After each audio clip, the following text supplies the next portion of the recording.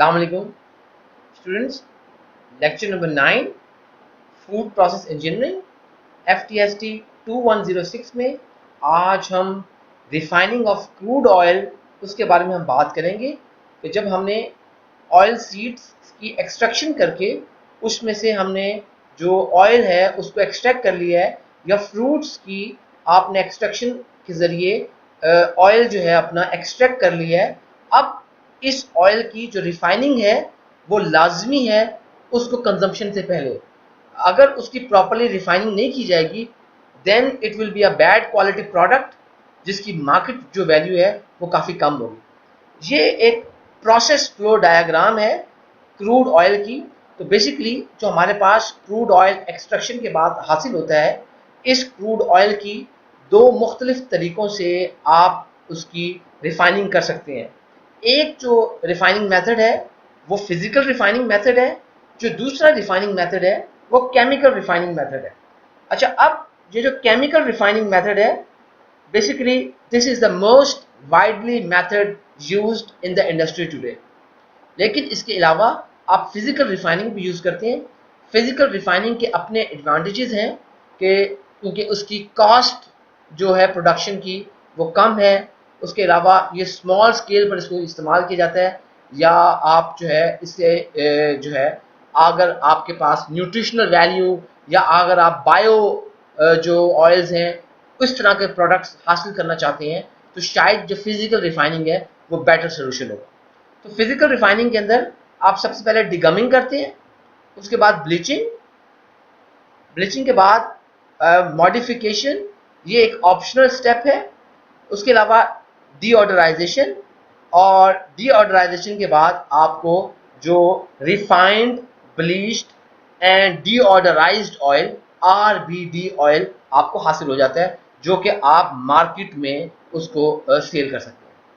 जो chemical refining method है उस मेथड में सबसे पहले अगेन डिगमिंग की जाती है, ऑप्शनल है। उसके बाद न्यूट्रलाइजेशन के बाद आप ब्लीचिंग करते हैं। ब्लीचिंग के बाद मॉडिफिकेशन है, वो भी ऑप्शनल है।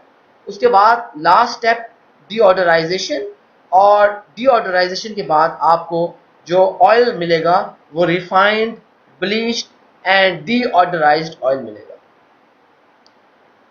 अच्छा, अब जो हमारे पास क्रूड ऑयल होता है बेसिकली क्रूड ऑयल में तकरीबन जो रफली हमारे पास 95% ट्राई एसाइल ग्लिसरॉल्स होते हैं।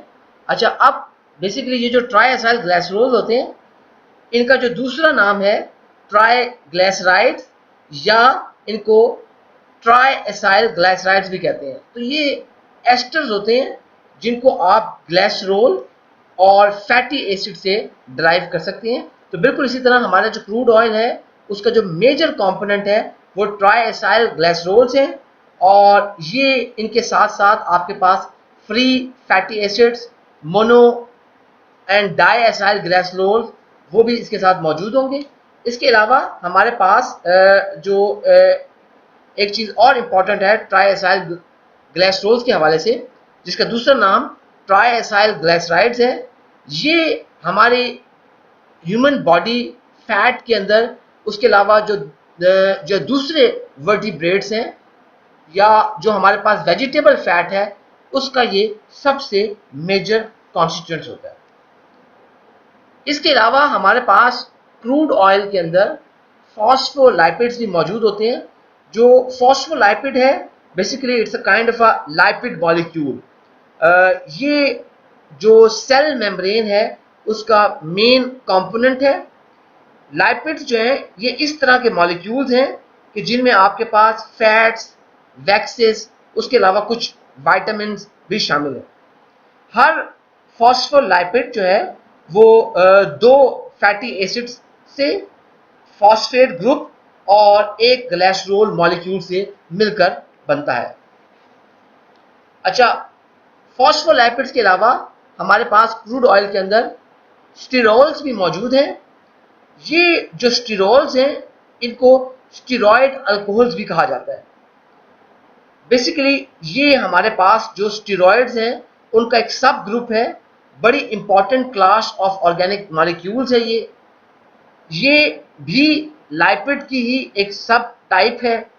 इसके अलावा ये नेचुरली प्लांट्स में, एनिमल्स में, फंजाई में जो है ये पाए जाते हैं। उसके साथ साथ इनको किसी बैक्टीरियल एक्शन की मदद से प्रोड्यूस भी किया जा सकता है सिंथेटिकली, और लेकिन अगर इनको बैक्टीरियल एक्शन से जब प्रोड्यूस किया जाएगा तो उस वक्त इनके जो फंक्शंस हैं वो कुछ डिफरेंट होंगे। जो टोकोल्स हैं हमारे क्रूड ऑयल में मौजूद हैं, ये जो टोकोल्स हैं बेसिकली आपके पास हमारे पास जो एडिबल ऑयल्स होते हैं, ऐसे ऑयल्स जिनको आप कंज्यूम कर सकते हैं, जैसे कि हम लोग घरों में जो हमारे पास नेचुरल ऑयल्स वगैरह हैं, एडिबल हमारे पास ऑयल है। ऑलिव ऑयल की जो मिसाल है एडिबल ऑयल है, सोयाबीन, सनफ्लावर, ये एडिबल ऑयल्स हैं। तो बेसिकली हमारे पास ये जो टोकोल्स हैं, टोकोल्स को आप एक उनका दूसरा नाम टोकोफिरोल्स या टोकोट्राइनोल्स भी कहा जाता है।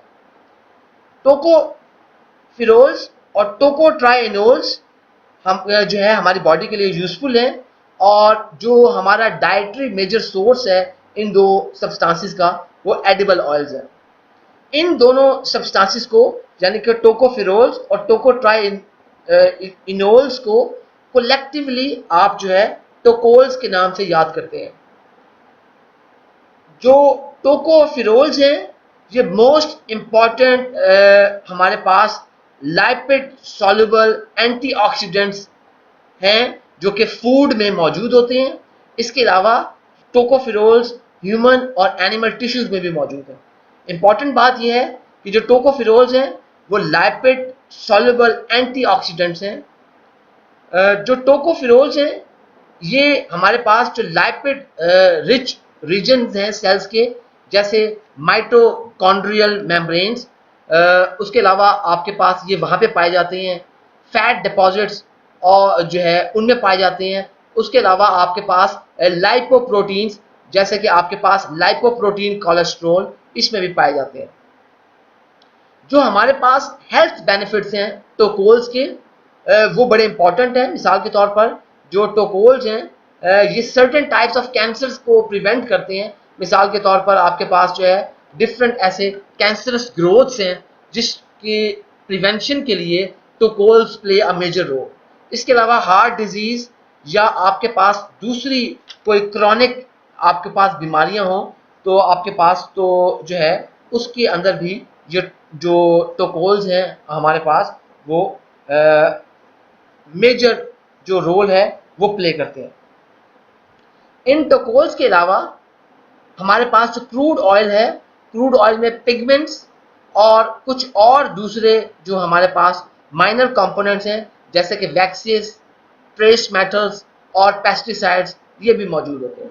अच्छा, ये ट्रेस मेटल्स क्या हैं? बेसिकली हमारे पास जो ट्रेस मेटल्स होते हैं ये हमारे पास वो एलिमेंट्स हैं जैसे कि chromium, cobalt, copper, iron, magnesium, selenium, zinc, basically जो कि हमारी एनवायरनमेंट के अंदर जो है नॉर्मली बड़े लो लेवल में, बड़ी लो कंसंट्रेशन में मौजूद होते हैं, लेकिन जो है हम जो जैसे हम इंसान हैं या ऑल लिविंग थिंग्स उनको अपने for the better quality of the life या अच्छी सेहत के लिए इनकी वेरी स्मॉल अमाउंट्स यानी कि trace amounts, very small amounts जो हैं वो दरकार होती हैं। लेकिन अगर इसकी आप बहुत ज़्यादा जो है मिकदार इस्तेमाल कर लें, ये कंज्यूम कर लें, तो उस वक्त ये टॉक्सिक बन जाते हैं और इंसान के लिए जहर कातिल साबित होते हैं।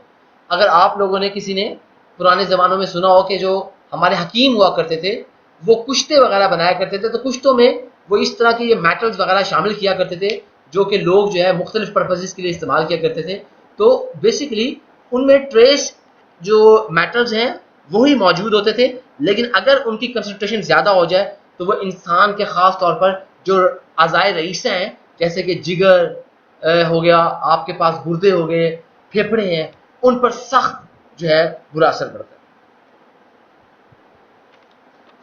अच्छा जी, जो रिफाइनिंग है क्रूड ऑयल की, बेसिकली जो हमारे पास क्रूड ऑयल की रिफाइनिंग है, this is a multi stage process.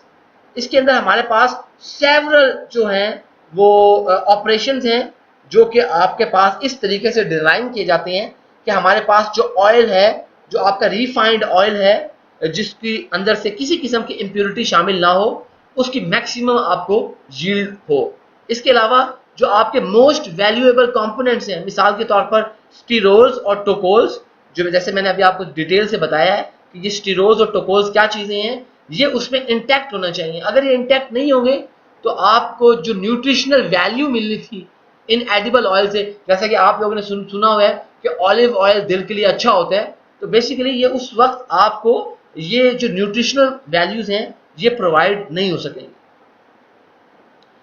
Refining जो क्रूड ऑयल की है, बेसिकली ये बड़ा क्रिटिकल एक प्रोसेसिंग स्टेप है, और ख़ास तौर पर अगर आपके पास जो रिफाइनिंग के अंदर अगर आपके पास पुअर क्वालिटी हो या स्टेप को सही तरह प्रोसेस नहीं किया गया, तो हमारा जो एंड प्रोडक्ट है उसकी क्वालिटी बड़ी सख्त मुतासिर होती है, और जब क्वालिटी मुतासिर होती है तो at the end your profitability will also decrease. हमारे पास बेसिकली दो टाइप्स जो है रिफाइनिंग की मौजूद है। ऑलरेडी मैं बात कर चुका हूँ लेक्चर के शुरू में। हमारे पास फिजिकल और केमिकल रिफाइनिंग मेथड्स हैं। जो हमारे पास फिजिकल और केमिकल जो रिफाइनिंग मेथड है, इनमें जो मेजर डिफरेंस है वो बेसिकली फ्री फैटी एसिड्स का रिमूवल का तरीक़ाकार है। इन दोनों मेथड्स के अंदर जो फ्री फैटी एसिड्स को रिमूव करने का तरीका है वो यकसर मुख्तलिफ है। मसलन जो फिजिकल रिफाइनिंग मेथड है उसके अंदर हम स्टीम डिस्टिलेशन यूज करते हैं, जिसकी मदद से आप फ्री फैटी एसिड्स को रिमूव करते हैं, जबकि केमिकल रिफाइनिंग के अंदर आप कोई कॉस्टिक सोल्यूशन यूज करते हैं जो कि आपकी फ्री फैटी एसिड्स को ऑयल में से रिमूव करता है। जो कॉस्टिक सोल्यूशन है basically this is simply sodium hydroxide solution, तो आप इसको यूज करके फ्री फैटी एसिड्स को रिमूव कराते हैं। अच्छा, जो फिजिकल रिफाइनिंग है उसके अंदर जो मेजर आपके स्टेप्स हैं, डीगमिंग, ब्लीचिंग और डीऑर्डराइजेशन, जो है हमारे पास ये 3 स्टेप्स मेजर हैं। जो केमिकल अल्कली है या इसका दूसरा नाम जो है अल्कली रिफाइनिंग भी है, केमिकल रिफाइनिंग या अल्कली रिफाइनिंग, ये मोस्ट वाइडली यूज्ड मेथड है, जिसके जो मेजर स्टेप्स हैं उसमें डीगमिंग, कॉस्टिक न्यूट्रलाइजेशन, ब्लीचिंग और डीऑर्डराइजेशन, ये वो स्टेप्स हैं जिसकी मदद से हम जो है प्रॉपर्ली अपने जो क्रूड ऑयल है, ऑयल सीड से हासिल हुआ है, उसको केमिकली आप रिफाइन कर लेते हैं। ऑलरेडी मैं बेटा आप लोगों को बता चुका हूँ एक इंपॉर्टेंट टर्म RBD हमारे पास, कि रिफाइंड, ब्लीच्ड एंड डीऑर्डराइज्ड जो ऑयल्स हैं आपके पास, वो जो ऑयल जिस मेथड से भी फिजिकल या केमिकल मेथड से आपने रिफाइन कर ली हैं उनको फिर RBD ऑयल्स कहते हैं। अच्छा, जो फिजिकल रिफाइनिंग है बेसिकली ये मोस्ट अप्रोप्रिएट उन ऑयल्स के लिए है जिनमें फॉस्फोलाइपिड्स जो हैं वो कम है मिकदार में, लेकिन जो फ्री फैटी एसिड्स हैं उनकी मिकदार ज़्यादा है। मिसाल के तौर पर पाम कैरनल, कोकोनट ऑयल्स, इनको नॉर्मली जो है, या आप ये कह सकते हैं कि जो फ्रूट ऑयल्स हैं उनको आप इसी मेथड्स के ज़रिए आप रिफाइन करते हैं। फिजिकल जो रिफाइनिंग है it is much less costly, और ख़ास तौर पर इसके अंदर केमिकल रिफाइनिंग के मुकाबले में बड़े कम स्टेप्स हैं। अगर आप जो डीऑर्डराइजेशन से पहले प्री ट्रीटमेंट नहीं करते, मिसाल के तौर पर अगर आप प्री ट्रीटमेंट नहीं करते और डायरेक्ट डीऑर्डराइजेशन करते हैं, तो उस वक्त आपके पास जो है लोअर क्वालिटी जो आपके पास जो ऑयल है वो हासिल होगा। दूसरा, अगर आप प्री ट्रीटमेंट करते हैं तो प्री ट्रीटमेंट को आप लोगों को इस तरीके से करना है कि वो थॉरो हो, ताकि मुकम्मल तौर पर उसमें से जो कंटेमिनेशन हैं, जो इम्प्योरिटीज़ हैं, उनको प्रॉपर्ली जो है रिमूव किया जा सके। जो केमिकल रिफाइनिंग मेथड है हमारे पास, बेसिकली केमिकल रिफाइनिंग मेथड के अंदर जो हमारे पास सबसे बड़ा एडवांटेज है वो ये है कि केमिकल जो रिफाइनिंग है हमारे पास, ये एक हाई क्वालिटी प्रोडक्ट जो है वो हमें देता है, और इसके नतीजे में आपके पास नॉर्मली इस केमिकल रिफाइनिंग मेथड को बहुत मुख्तलिफ किस्म के ऑयल जो आपको हासिल हुए हैं डिफरेंट किस्म के ऑयल सीड से, आप उनको वहाँ पर इस मेथड को यूज़ कर सकते हैं। फिजिकल रिफाइनिंग आप लोगों ने देखा था कि बड़ी लिमिटेड उसकी एप्लीकेशन है, लेकिन जो केमिकल रिफाइनिंग है इसकी जो एप्लीकेशन है वो बड़ी वाइड स्केल इसकी एप्लीकेशन है। कॉटन सीड जो ऑयल है बड़ा टिपिकल है कि आपको उसकी केमिकल रिफाइनिंग लाजमन करनी है। अगर आप उसकी केमिकल रिफाइनिंग नहीं करेंगे तो उसके अंदर जो गॉसिपोल मौजूद है, टॉक्सिन है हमारे पास, ह्यूमंस के लिए नुकसान है, जानवरों के लिए नुकसान है, इनफर्टिलिटी की मेजर कॉज है, वो जो है उसको आप जो है रिमूव करने के लिए हमें कॉटन सीड ऑयल को केमिकली रिफाइंड करना पड़ेगा। इसके साथ साथ हमारे पास बेसिकली जो मेजर डिसएडवांटेज है केमिकल रिफाइनिंग का वो इसकी हाई कॉस्ट है।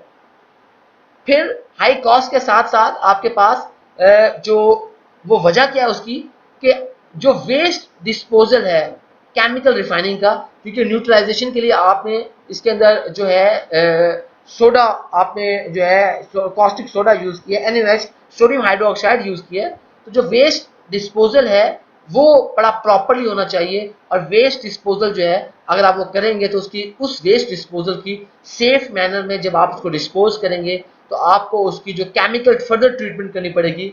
It is a very costly process. दूसरा, हमारे पास जो फैक्ट्रियाँ हैं जैसे एनवायरमेंटल EPA, आपने एनवायरमेंटल प्रोटेक्शन एजेंसी, तो वो उनकी तरफ से सख्ती होती है ऐसे इदारों को, फैक्ट्रियों को, तो उनको जुर्माने वगैरह भी किए जाते हैं। तो उनको रेगुलेशन की वजह से ये बड़ा पाबंद किया जाता है कि आप अपने वेस्ट के अंदर से इन मटेरियल्स की ये कंसंट्रेशन को जो है डिक्रीज करें। केमिकल रिफाइनिंग का एक और मेजर नुकसान ये है कि केमिकल रिफाइनिंग के अंदर बेसिकली हमारे पास फिजिकल रिफाइनिंग के मुकाबले में जो न्यूट्रल ऑयल है उसकी मिकदार काफ़ी ज़्यादा during the chemical refining process itself वो ज़ाया हो जाती है, तो ये हमारे लिए वो हार्मफुल है। जो टिपिकल कंपोनेंट्स हैं जो कि हमारे पास किसी भी रिफाइनिंग के प्रोसेस के अंदर, बेशक वो फिजिकल है या केमिकल रिफाइनिंग है, उसके अंदर जो डिफरेंट किस्म के कंपोनेंट्स रिमूव किए जाते हैं वो मैंने आपको इस टेबल में शो किए हुए हैं। मिसाल के तौर पर देखिए, जो डिगमिंग स्टेप है उसके दरमियान में हमारे पास जो फॉस्फेटाइड्स हैं उन फॉस्फेटाइड्स को बेसिकली जो है रिमूव किया जाता है। उसके अलावा हमारे पास न्यूट्रलाइजेशन के अंदर फ्री फैटी एसिड्स को रिमूव किया जाता है। ब्लीचिंग है उसमें पिगमेंट्स को रिमूव किया जाता है। डीऑर्डराइजेशन स्टेप्स के अंदर जो है फिजिकल रिफाइनिंग मेथड के जरिए फ्री फैटी एसिड्स को और केमिकल रिफाइनिंग के जरिए जो सेकेंडरी ऑक्सीडेशन प्रोडक्ट्स हैं इनको रिमूव किया जाता है। अच्छा, ये सेकेंडरी ऑक्सीडेशन प्रोडक्ट्स क्या हैं? बेसिकली कभी कभार आप ये देखिए कि आपने खाने पीने की जो चीज़ें होती हैं उनमें से आपको गली सड़ी बड़ी गंदी सी बदबू आती है, which is a rancid smell, very typical pungent जो है एसिडिक स्मेल आती है। तो ये जो स्मेल है, जो केमिकल्स ये स्मेल कॉज कर रहे होते हैं बेसिकली उनको हम सेकेंडरी ऑक्सीडेशन प्रोडक्ट्स कहते हैं। और होता क्या है कि हमारे पास एक सेकेंडरी स्टेज ऑफ ऑक्सीडाइजेशन है। This secondary stage of oxidation takes place, और ख़ास तौर पर जब आपके पास हाइड्रो पेरोक्साइड्स जो हैं जो ऑयल्स के अंदर मौजूद हैं वो डिकम्पोज हो जाएं, और डिकम्पोज होने के बाद आपको कार्बोनाइल्स या अदर कंपाउंड जो हैं और डिफरेंट अदर कंपोनेंट्स वो आपको देना शुरू कर दें। ख़ास तौर पर जो आपके पास जो है मिसाल के तौर पर जो एल्डिहाइड्स हैं उन एल्डिहाइड्स के अंदर ये अगर ऐसा करते हैं तो उसकी वजह से हमारे पास जो ऑयल है उस ऑयल के अंदर एक बड़ी तेजाबी एसिडिक स्मेल, बड़ी पंजेंट रैंसिड स्मेल, बड़ी गंदी सी बदबू जो है उसके अंदर से आने लग जाती है। वो ये केमिकल्स हैं जिसकी वजह से, जो सेकेंडरी ऑक्सीडेशन प्रोडक्ट्स हैं जिसकी वजह से ऐसा होता है। इसी वजह से जो ऑयल की क्वालिटी के लिए एक बड़ा इंपॉर्टेंट टेस्ट है एसिड वैल्यू टेस्ट, तो जिसको AV टेस्ट भी कहते हैं, ताकि आपको पता चल सके आपका जो ऑयल है उसके अंदर एसिड वैल्यू उसकी क्या है। अब जो हम ऑयल की जब आप क्वालिटी टेस्टिंग करते हैं तो बेसिकली जिस ऑयल की लोअर एसिड वैल्यू होगी that means this oil has the best quality. तो इसी वजह से हमारे पास डीऑर्डराइजेशन स्टेप्स के ये हमारे कुछ फायदे हैं। अच्छा, इनके अलावा हमारे पास डिगमिंग में जो आपने देखा कि मेजर जो टारगेटेड कंपोनेंट था, डिगमिंग बेसिकली फॉस्फेटाइड्स को रिमूव करने के लिए आपने यूज की है। लेकिन डिगमिंग के जरिए हम कुछ और फिल्टरेबल सॉलिड्स, मिसाल के तौर पर वैक्सेस और ट्रेस मेटल्स बात कर चुके हैं, इनको भी रिमूव किया जाता है। न्यूट्रलाइजेशन में फ्री फैटी एसिड्स के साथ साथ मजीद फॉस्फेटाइड्स, सोप्स, क्योंकि during the refining process of crude oil saponification reaction होता है, क्योंकि जब आप खासतौर पर न्यूट्रलाइजेशन वगैरह करते हैं तो सिपोनिफिकेशन रिएक्शन की वजह से कुछ सोप्स भी क्रिएट होते हैं। तो उन सोप्स को, ट्रेस मेटल्स को, फर्दर पिगमेंट्स को रिमूव करने के लिए हमें जो है न्यूट्रलाइजेशन स्टेप्स का ही साथ देना पड़ता है। ब्लीचिंग के अंदर पिगमेंट्स के साथ साथ फॉस्फेटाइड्स, सोप्स, ट्रेस मेटल्स और वैक्सेस जो है वो भी फर्दर रिमूव होते हैं। डिओडराइजेशन के अंदर हमारे पास जो है स्टीरोल्स, टोकोफिनोल्स, टोकोट्राइनोल्स, जो कैरोटिनॉइड्स और पिगमेंट्स जो हैं ये रिमूव होते हैं। लेकिन जो आप स्टीरोल्स और टोकोफिनोल्स या टोकोट्राइनोल्स हैं, ये हमारे लिए यूजफुल भी हैं, इनको बाद में फिर रिकवर भी किया जाता है।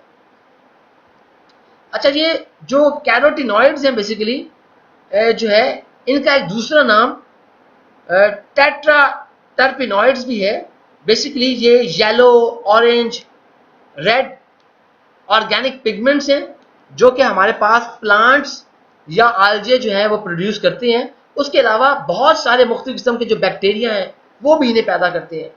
कुछ फंजाई हैं वो भी जो है हमारे पास एक जो है कैरोटिनॉइड, उनके अंदर जो फंजाई बेस्ड कैरोटिनॉइड्स हैं वो हमें कोई कैरेक्टरिस्टिक कलर देते हैं। मिसाल के तौर पर स्पेशली आपके पास जो कद्दू हैं, आप देखिए उनका पीला सा रंग है।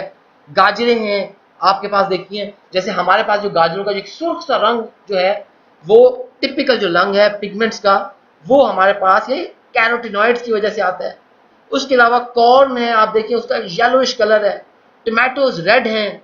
उसके अलावा आपके पास ये जो परिंदे होते हैं, उन परिंदों के अंदर भी मिसाल के तौर पे ये फ्लेमिंगोज जो हैं आपके पास, ये बगले टाइप के होते हैं, ये मुख्तलिफ रंगों में।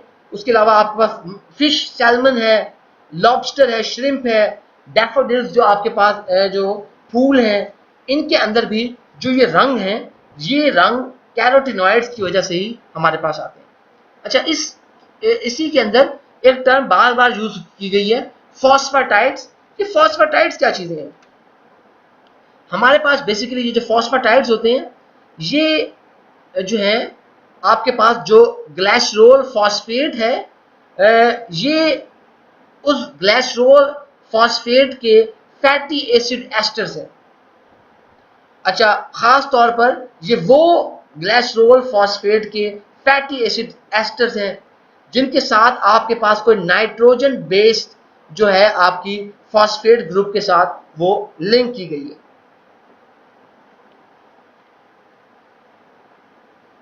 अच्छा जी, आप फर्स्ट स्टेप देखते हैं डिगमिंग। डिगमिंग स्टेप में हमारे पास क्या है कि डिगमिंग स्टेप में बेसिकली हमारे पास जो क्रूड ऑयल्स होते हैं आपके पास, मिसाल के तौर पर जैसे कि soybean, canola, cotton seed oil, इनके अंदर ऑलमोस्ट 3 to 4% फॉस्फेटाइड्स मौजूद होते हैं। अच्छा, अब ये जो फॉस्फेटाइड्स हैं बेसिकली ये एमल्सिफायर्स हैं। एमल्सिफायर क्या होता है? एमल्सिफायर का दूसरा नाम एमल्सिफाइंग एजेंट भी है। बेसिकली ये वो कंपाउंड या सब्सटेंस हैं जो कि स्टेबलाइजर के तौर पर एक्ट करते हैं, खास तौर पर इमल्शंस के लिए। अब इमल्शन क्या चीज़ है? इमल्शन बेसिकली आपके पास जब दो या दो से ज़्यादा कोई ऐसे लिक्विड्स आपके पास का मिक्सचर मौजूद हो जो कि जो है इमिसिबल हो, तो उनको आप इमल्शन कहते हैं। तो ऐसे आपके पास बेसिकली जो इमल्सिफायर या इमल्सिफाइंग एजेंट है वो बेसिकली क्या है कि आप जो है उसको स्टेबलाइजर के तौर पर ऐड करते हैं इन इमल्शंस में। फिर वो इमल्शंस के अंदर क्या करता है? बेसिकली वो इन लिक्विड्स को सेपरेट आउट होने से प्रिवेंट करता है। इमल्सिफायर का एक और बड़ा कॉमन नेम जो है वो इमल्जेंट भी उसको नाम है, लेस कॉमन है लेकिन इसको भी यूज किया जाता है। अच्छा, जो ये फॉस्फेटाइड्स हैं बेसिकली ये हमारे रिफाइनिंग स्टेप्स के साथ इंटरफेयर करता है, ख़ास तौर पर जब आप ब्लीचिंग करते हैं उसके साथ ये इंटरफेयर करता है और इसकी वजह से आपका जो ऑयल है उसकी यील्ड कम हो जाती है।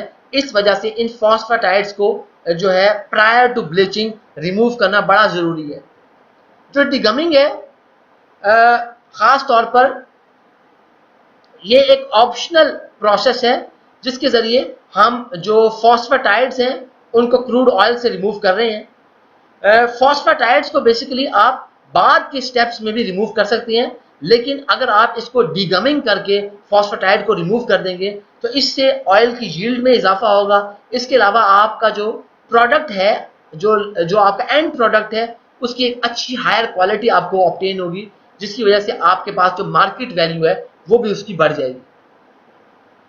फॉस्फेटाइड्स के अलावा जो डिगमिंग है वो कुछ सॉलिड कंपोनेंट्स हैं उनको भी रिमूव करता है। मिसाल के तौर पर वैक्सेस, ट्रेस मेटल्स जो है, ऐसे जो सॉलिड कंपोनेंट्स हैं उनको भी रिमूव करता है, जिसकी वजह से जो ऑयल है उसकी जो स्टेबिलिटी है वो इन्हेंस हो जाती है। डिगमिंग जो है आप उसको एज अ बैच या कॉन्टिन्यूस प्रोसेस के तौर पर इजीली आप इसको कर सकते हैं। डिगमिंग करने के लिए हमारे पास बेसिकली दो मुख्तलिफ किस्म के मेथड्स यूज किए जाते हैं, वाटर गमिंग या एसिड गमिंग। जो वाटर गमिंग है इसको ख़ास तौर पर बैच प्रोसेस के लिए इस्तेमाल किया जाता है और इसमें क्या जाता है कि आपके पास जो ऑयल है उसको गर्म करते हैं, हीटेड ऑयल है, फिर आप एजिटेशन के बाद उसके अंदर, यानी कि आप मिक्सिंग कर रहे हैं, उसके अंदर आप बाकायदा तौर पर कोई स्टिरर लगा हुआ है, उसको आप एजिटेटेड हालत में ऑयल को ले आते हैं और फिर उसके अंदर आप जो है वाटर को मिक्स करते हैं। जो आपके पास ऐसे फॉस्फेटाइड्स जो कि हाइड्रेटेबल हैं, मिसाल के तौर पर जिनमें वाटर एब्जॉर्ब कर सकता है, उनको हम कह रहे हैं कि वो हाइड्रेटेबल हैं। ऐसे हाइड्रेटेबल फॉस्फेटाइड्स जो हैं वो गम्स की फॉर्म में आ जाते हैं, बन जाते हैं। जब उनके अंदर वाटर एब्जॉर्ब होता है तो वो गम्स बन जाती हैं और वो आपके ऑयल के अंदर इनसॉल्युबल होती हैं।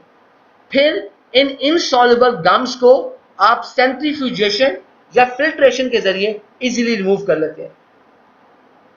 जो ये गम है हमें जो हासिल हुई है, इस गम के अंदर आपके पास फॉस्फोलाइपिड्स भी मौजूद है। जो फॉस्फोलाइपिड्स हैं इनकी आपके पास जो वैल्यू है काफ़ी ज़्यादा है। इसी वजह से फॉस्फोलाइपिड्स को एज अ बाय प्रोडक्ट के तौर पर आप रिकवर करते हैं, ख़ास तौर पर लेसिथिन के तौर पर। ये एक बेसिकली एक हमारे पास जो लेसिथिन है एक एमल्सिफायर है, जिसको आप जो है कन्फेक्शनरी जो प्रोडक्ट्स हैं, जो आपके पास जो ये हम जो आर्टिफिशियल किस्म की ये टॉफ़ियाँ, बबलें, ये चीज़ें खाते हैं, उनके अंदर ये मौजूद होते हैं। उसके अलावा जो बेक्ड गुड्स हैं या आप ये जो बाज़ारों से केक्स, बिस्कुट्स वगैरह ये लेके आते हैं, उनमें ये शामिल हैं। मार्जरीन, आर्टिफिशियल बटर है, उसके अंदर ये कंपोनेंट शामिल होता है। जो आपके पास लेसिथिन है उसकी जो क्वालिटी है ये बेसिकली डिपेंड करती है कि आपने किस तरीके से कौन सा डिगमिंग का जो मेथड है वो यूज़ किया है। बेसिकली जो लेसिथिन है ये एक ग्रुप ऑफ फैटी सब्सटेंसेस है जो कि हमारे पास जो है मोस्टली नेचुरल फॉस्फोलाइपिड्स जो हैं, जो कि एनिमल टिश्यूज में पाए जाते हैं, उन पे कंपोज हुए हैं। ख़ास तौर पर इसकी एक बड़ी जो अहम बात है इसके हवाले से वो ये है कि ये लेसिथिन भी एक फ़ैट है जो कि जो बॉडी के सेल्स के अंदर बड़ा ज़रूरी है। ये बहुत सारे मुख्तलिफ किस्म के फूड्स के अंदर पाया जाता है। मिसाल के तौर पर सोयाबीन्स या अंडे की आपके पास जो जर्दी है उसके अंदर भी पाया जाता है। इसके अलावा जो लेसिथिन है इसको आप मेडिसिन के तौर पर या इसको एक ऐसे फीड मटेरियल के तौर पर for the manufacturing of other medicine उसको यूज़ किया जाता है। इसके अलावा आपके पास जैसे इसको मेमोरी डिसऑर्डर्स, मिसाल के तौर पर जैसे आप कहते हैं ना बुढ़ापे में लोगों की याददाश्त ख़राब हो जाती है या बुरी हो जाती है, उनको चीज़ें याद नहीं रहती, तो वो एक डिजीज़ है, अल्जाइमर्स की डिजीज़ कहते हैं उसे। तो उसके लिए या डिमेंशिया, ये अक्सर जो है जो चीज़ें भूल जाते हैं, जो भुलक्कड़ होते हैं, मिसाल के तौर पर आपको डिमेंशिया भी एक जो है डिजीज़ है, उनके ट्रीटमेंट के लिए इसको यूज़ किया जाता है। अच्छा जी, जब ये तो हमारे पास थी वाटर डिगमिंग, एसिड डिगमिंग आप किस पर करते हैं? एसिड डिगमिंग बेसिकली उस वक्त जरूरी है जब आपके पास जो फॉस्फेटाइड्स हैं, अगर वो फॉस्फेटाइड्स नॉन हाइड्रेटेबल हो, उनके अंदर अगर वाटर एब्जॉर्ब ना हो सकता हो, उस वक्त बेसिकली आपको किसी एसिड के साथ इन फॉस्फेटाइड्स की ट्रीटमेंट करनी पड़ेगी। अच्छा जी, ये जो हमारे पास नॉन हाइड्रेटेबल फॉस्फेटाइड्स होते हैं, ये क्यों अनवांटेड है? ये हमारे पास जो ऑयल्स हैं उनको एक लो क्वालिटी प्रोवाइड करते हैं। एसिड डिगमिंग के अंदर बेसिकली हम क्या करते हैं कि आप कोई डाइल्यूट एसिड, मोस्टली आप फॉस्फोरिक या सिट्रिक एसिड आप यूज करते हैं, उसको आप गर्म ऑयल के अंदर आप जो है उसको इस डाइल्यूट एसिड को आप ऐड कर देते हैं। उसके बाद आप जो है एक फास्ट, एक रैपिड किस्म की हीटिंग करते हैं, जिसकी वजह से ऑयल और एसिड के दरमियान जो इमल्शन है वो ब्रेक हो जाती है, और बाज़ औक़ात इस दौरान इस नतीजे में आपको एक सोप स्टॉक यानी कि एक सोप का मटेरियल भी आपको मिलता है, उसको भी आप जो है फिर उसको आपको मिलता है, जिसको आप सेंट्रीफ्यूजेशन के जरिए आप उसको फर्दर रिमूव कर लेते हैं। एसिड डिगमिंग प्रोसेस की बहुत सारी मुख्तलिफ किस्म की मॉडिफिकेशंस हमारे पास मौजूद हैं। इसके अंदर हमारे पास जैसे कि ड्राई डिगमिंग जो है ये बड़ी इफेक्टिव है, खास तौर पर ऐसे ऑयल्स के लिए जिनके अंदर आपका फॉस्फेटाइड जो कंटेंट है वो लो। फिर इसके अलावा हमारे पास ऐसी मॉडिफिकेशन स्टेप्स भी मौजूद हैं डिगमिंग प्रोसेस की, जिसके अंदर एसिड डिगमिंग और जो ब्लीचिंग है वो एक ही स्टेप पर मुश्तमिल है, जिसमें आप बेसिकली जो गम्स हैं उनको आप ब्लीचिंग के दौरान फिल्ट्रेशन करके आप इनको रिमूव कर लेते हैं। इसके साथ साथ जो हमारे पास एंजाइमेटिक डिगमिंग भी है, जिसमें आप फॉस्फोलाइपेजेस और एसिड को यूज करते हैं ताकि आपकी जो गम्स हैं बनी हैं उनको आप जो है मैक्सिमम उनको रिमूव कर सकें। उसके अलावा हमारे पास एक सुपर डिगमिंग प्रोसीजर है। इस सुपर डिगमिंग प्रोसीजर के जरिए बेसिकली क्या है कि हमारे पास जो एसिड और ऑयल का जो मिक्सचर है, इस मिक्सचर को आप जो आपका रूम टेम्परेचर है उस पर आप उसको कूल करते हैं। उसके बाद आप जो है उसके अंदर वाटर ऐड करते हैं, बड़ा प्रेशर से वाटर ऐड करते हैं, जिसकी वजह से उसके अंदर एजिटेशन होती है, उसकी कोई मिक्सिंग होती है। उसके बाद जो एसिड रिफाइनिंग है उसके अंदर हम सोडियम हाइड्रोक्साइड जो है एसिड डिगमिंग प्रोसेस के बाद आप उसमें ऐड करते हैं, ताकि जो सोडियम हाइड्रोक्साइड है वो न्यूट्रलाइज कर दे आपने जो एसिड डाला था उसको, जिसकी वजह से इस स्टेप में हमारे पास जो है सोप्स नहीं बनते, बल्कि आपके पास जो फॉस्फेटाइड्स जो कुछ बाकी रह गए होते हैं वो फॉस्फेटाइड्स भी सोडियम सॉल्ट्स के तौर पर रिमूव हो जाते हैं। एसिड जो रिफाइनिंग है, बेसिकली एसिड जो रिफाइनिंग है, this is a conditioning step for neutralization, यानी कि न्यूट्रलाइजेशन करने से पहले आप जब एसिड रिफाइनिंग करते हैं तो ये न्यूट्रलाइजेशन से पहले कंडीशनिंग कर देता है ताकि आपकी जो न्यूट्रलाइजेशन है वो प्रॉपर हो जाए।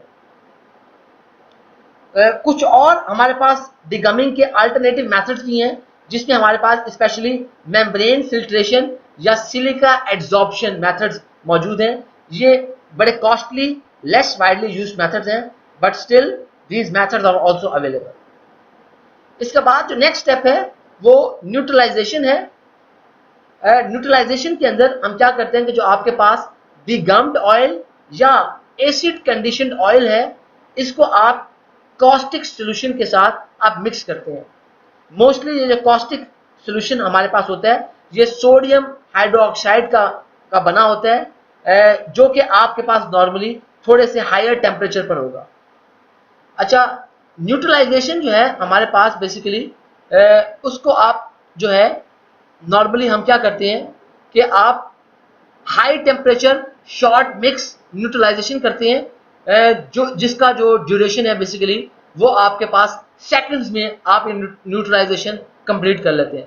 उसके अलावा आप low temperature long mix neutralization भी करते हैं बेसिकली, जो कि कुछ मिनट्स पर मुश्तमिल होती है। जो हमारे पास ऑयल के अंदर फ्री फैटी एसिड्स मौजूद होते हैं, वो फ्री फैटी एसिड्स जो है वो आपके कॉस्टिक सोल्यूशन जो है उसके अंदर वो जो के साथ वो अटैच हो जाते हैं, यानी कि वो सोडियम के साथ अटैच हो जाते हैं और जो है एक सिपोनिफिकेशन रिएक्शन में, एक सोप मेकिंग रिएक्शन में, जिसकी वजह से आपको एक वाटर सॉल्युबल सोप मिलता है। इस वाटर सॉल्युबल सोप के अंदर जो है हमारे पास फैटी एसिड्स के सोडियम सॉल्ट्स मौजूद होंगे। जब आप ऑयल और सोप जो बना है इसको सेंट्रीफ्यूजेशन के जरिए सेपरेट कर लेते हैं, तो फिर आप इस ऑयल को अगेन आप ऑयल को हॉट वाटर से वॉश करते हैं, ताकि अगर उसके अंदर कोई मजीद कोई रिमेनिंग कोई ट्रेसेस ऑफ सोप्स रह गए थे उनको भी सक्सेसफुली रिमूव किया जा सके। जो हमारे पास थोड़े बहुत फॉस्फोलाइपिड्स, पिगमेंट्स, ट्रेस मेटल्स या कुछ और माइनर इम्प्योरिटीज जो हैं जो रह जाती हैं उनको भी इसी स्टेप में रिमूव कर लिया जाता है। उसके बाद आपके पास जो ऑयल है उसको आप लो प्रेशर हीटिंग के जरिए आप उसको ड्राई करते हैं ब्लीचिंग से पहले, क्योंकि अगर आपके अंदर उसके अंदर वाटर मौजूद होगा तो वो हमारे पास ब्लीचिंग में हमारे लिए कुछ प्रॉब्लम्स जो है वो क्रिएट करेगा। जो ट्रेडिशनल न्यूट्रलाइजेशन प्रोसीजर था उसकी फर्दर बहुत सारी एडवांस मॉडिफिकेशन भी अवेलेबल है। मिसाल के तौर पर जो एक मिसेला रिफाइनिंग है कि जिसके अंदर आपके पास जो न्यूट्रलाइजेशन है वो आप फौरी तौर पर जैसे ही जो सॉल्वेंट आप एक्सट्रैक्ट करते हैं उसके बाद आप न्यूट्रलाइजेशन कर लेते हैं before even separating the oil and the solvent. तो ये एक हमारे पास बड़ा स्पेशल किस्म की मॉडिफिकेशन है। उसके अलावा आपके पास एक सिलिका रिफाइनिंग भी है, जिसके ज़रिए जो है आप जो है वाटर वॉशिंग की ज़रूरत नहीं रहती। सिलिका अगर रिफाइनिंग करते हैं तो फिर वाटर वॉशिंग की ज़रूरत नहीं रहती और हमारे पास जो सिलिका जो है वो आपकी एब्जॉर्ब हो जाती है और जो है और जो सोप्स हैं वो इजीली रिमूव हो जाएंगे। जो न्यूट्रलाइजेशन प्रोसेस के जरिए आपका जो वेस्ट वाटर जनरेट होता है उसके अंदर भी सोप जो है वो मौजूद होगा और इसी वजह से उसको आप जो है बहुत सारे मुख्तलिफ किस्म के ममालिक में नॉर्मली उसको किसी लॉज की मदद से उसको रेगुलेट किया जाता है और इसी वजह से आपके पास जो है उसकी ट्रीटमेंट वगैरह आपको करनी पड़ती है। तो जो ट्रीटमेंट है आपकी सोप स्टोक की या आपके पास जो ये वेस्ट डिस्पोजल था वो बड़ी कॉस्टली है, बड़ी महंगी है और उसके साथ साथ जो हमारे पास लेकिन अगर आप इस प्रोसेस से पहले अगर आप डिगमिंग कर लेते हैं तो डिगमिंग के जरिए मिसाल के तौर पर अगर न्यूट्रलाइजेशन से पहले आपने प्रॉपर डिटेल्ड थॉरो डिगमिंग की है तो उसकी वजह से हमारे पास जो डिस्पोजल कॉस्ट हैं वो बहुत हद तक जो है वो रिड्यूस हो जाती है। अच्छा, जो ट्राई एसाइल ग्लाइसरोल्स हैं ये तो कलरलेस होते हैं, लेकिन हमारे पास जो क्रूड फैट्स और ऑयल्स हैं उनके अंदर कुछ ऐसे पिगमेंट्स मौजूद होते हैं बेसिकली जो कि आपके ऑयल को विजिबल कलर देते हैं। अच्छा, मिसाल के तौर पर और ये कलर आते कहाँ से हैं?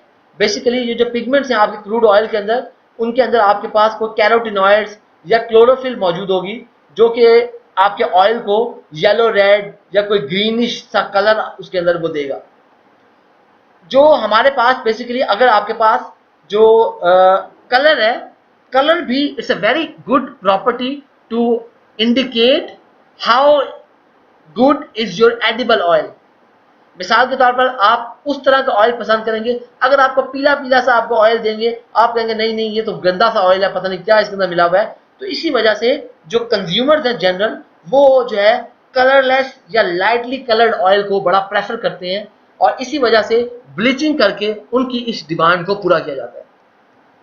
ब्लीचिंग के जरिए हम जो ऑयल के अंदर कलर कंपाउंड्स मौजूद हैं उनको रिमूव करते हैं और इसके नतीजे में हमारे पास जो है आप ख़ास तौर पर जो ऑयल है उसको हीट करके बेसिकली आप जो है आप ऑयल को हीट करते हैं और हीट करने के बाद जो है आप उसको ब्लीचिंग अर्थ के साथ उसको ट्रीट करते हैं।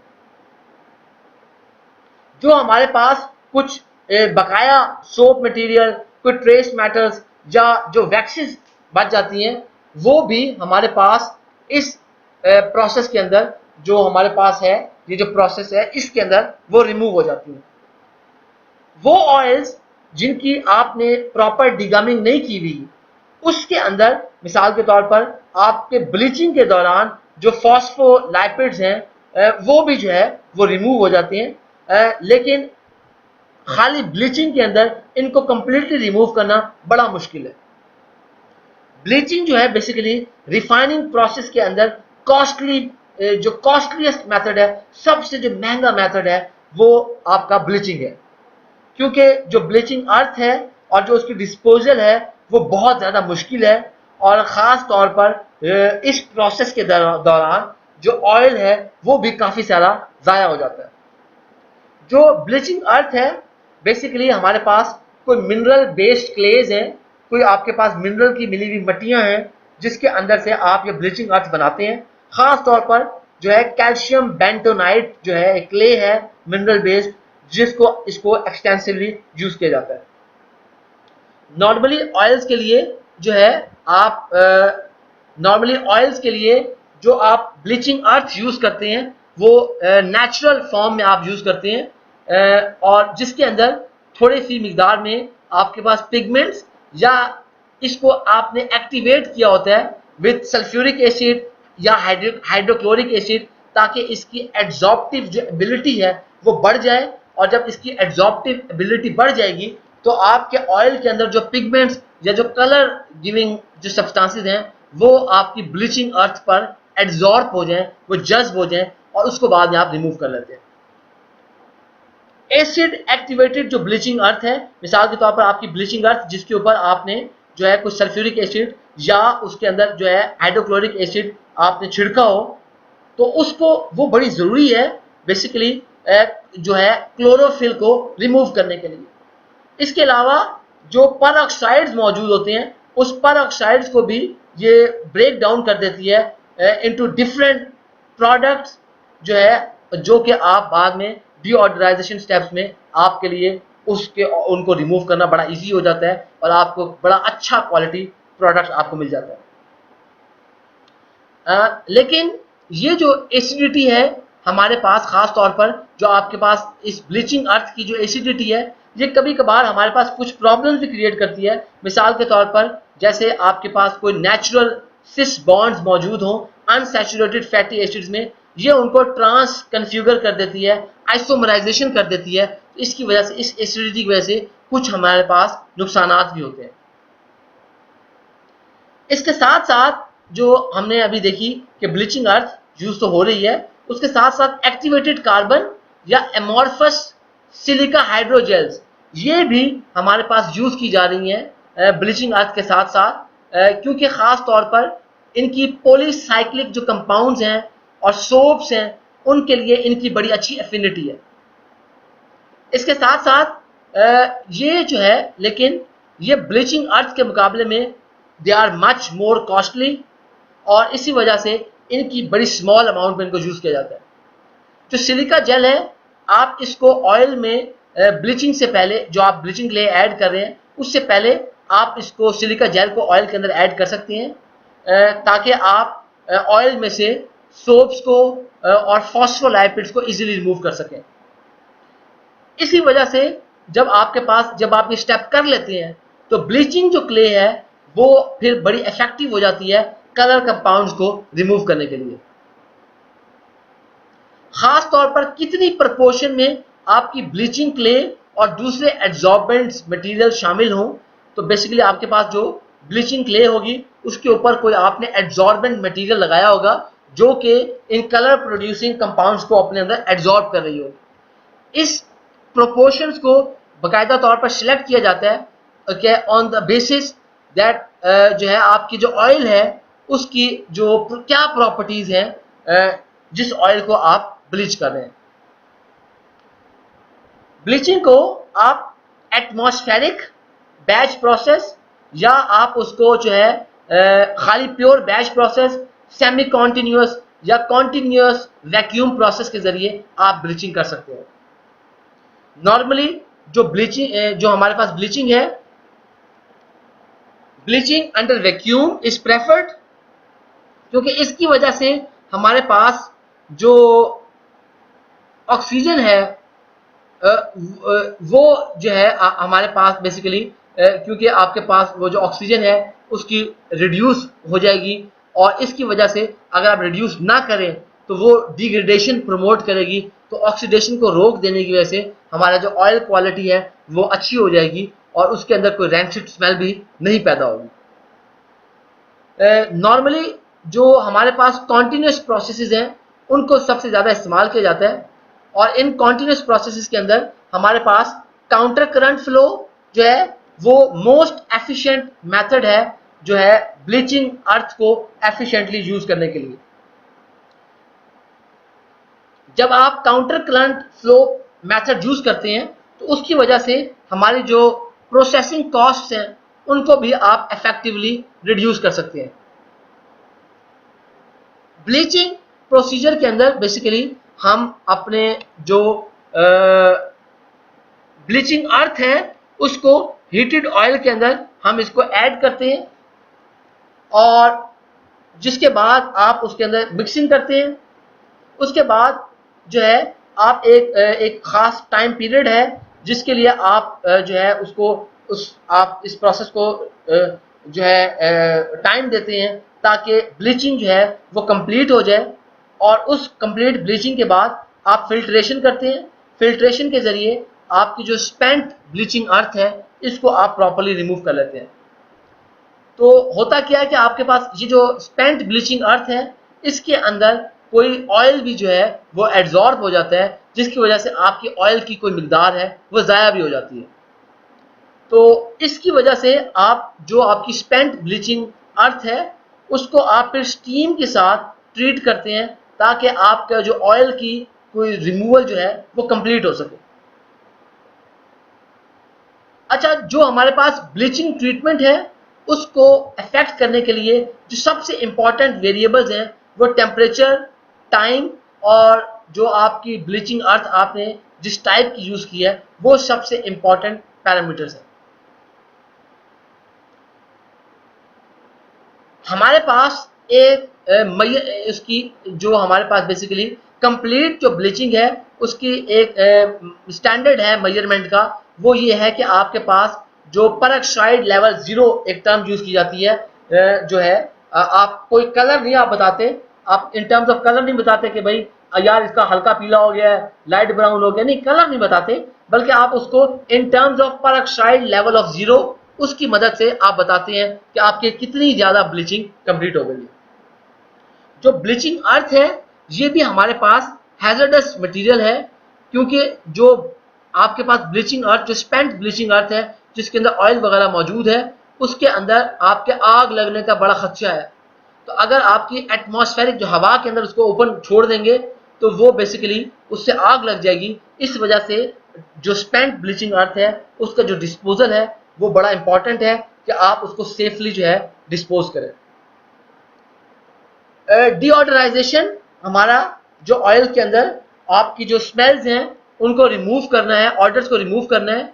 ये बेसिकली हमारे पास एक लो प्रेशर जो है आप हीट ट्रीटमेंट करते हैं ऑयल्स की स्टीम के साथ, ताकि आपकी जो इम्प्योरिटीज़ हैं और ख़ास तौर पर वो इम्प्योरिटीज़ जो कि उस ऑयल के अंदर कोई गंदा सा टेस्ट या कोई उसकी बैड स्मेल्स जो हैं वो प्रोड्यूस कर रही हैं उनको आप इजीली रिमूव कर सकें।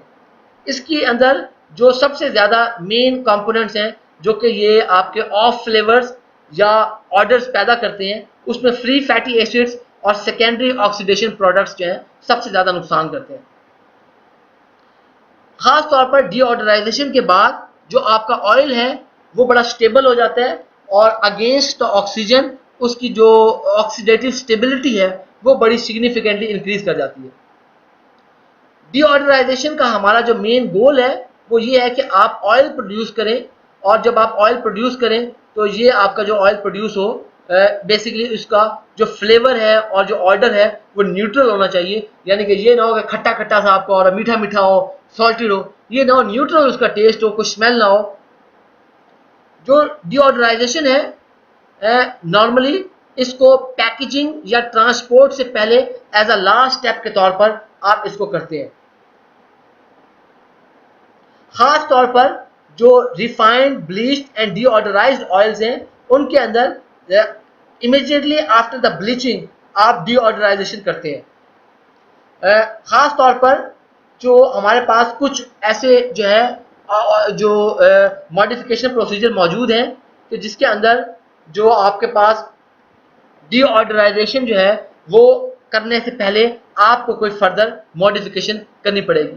मिसाल के तौर पर क्या कि आप अपने ऑयल को डीहाइड्रेटेड कैसे करते हैं कि ऑयल में से आप एयर वगैरह को रिमूव करते हैं, ऑक्सीजन को रिमूव करते हैं, उसको फिर आप किसी इंटरमीडिएट टेम्परेचर पर हीटअप करते हैं, फिर उसको आप जो है आप एक ख़ास मखसूस डीऑडराइजेशन टेम्परेचर जैसे कि 200 से 250 डिग्री सी आप उस मखसूस लो प्रेशर टेम्परेचर पर आप इसको हीटअप करते हैं। फिर इसके अंदर कोई स्ट्रिपिंग स्टीम, ऐसी स्टीम जो कि स्ट्रिप कर रही है, उसकी वजह से कंपोनेंट्स को रिमूव कर रही है, जो है उसको ऑयल के अंदर आप इंजेक्ट करते हैं। इसके नतीजे में हमारे पास जो वाटर सॉल्युबल कंपाउंड्स हैं उनको आप जो है इजीली रिमूव कर लेते हैं। इस प्रोसेस के अंदर हमारे पास जो है कुछ जो स्टीरोल्स, टोकोफिरोल्स या टोकोट्राइनोल्स हैं उनको भी आप जो है पार्शली रिमूव कर देते हैं। लेकिन ये जो स्टीरोल्स, टोकोफिरोल्स या टोकोट्राइनोल्स हैं ये बड़े हमारे वैल्यूएबल कंपोनेंट्स हैं। इसी वजह से जब आप डिस्टिलेशन करते हैं तो डिस्टिलेशन के बाद जो आपको डिस्टिलेट है, जो डिस्टिलेट मटेरियल आपको हासिल हुआ है, उस डिस्टिलेट में से आप फर्दर जो है कंडेंसेशन वगैरह करके जो है आप इनमें से इन वैल्यूएबल कंपोनेंट्स को रिकवर करते हैं, जिसको फिर बाद में आप जो है न्यूट्रास्यूटिकल्स या आपके पास मिसाल के तौर पर जो न्यूट्रिशनल के आपके जो प्रोडक्ट्स हैं उनके लिए, या आप फूड के अंदर जो है एज ए एडिटिव उनको यूज़ करने के लिए आप उनको यूज़ करते हैं।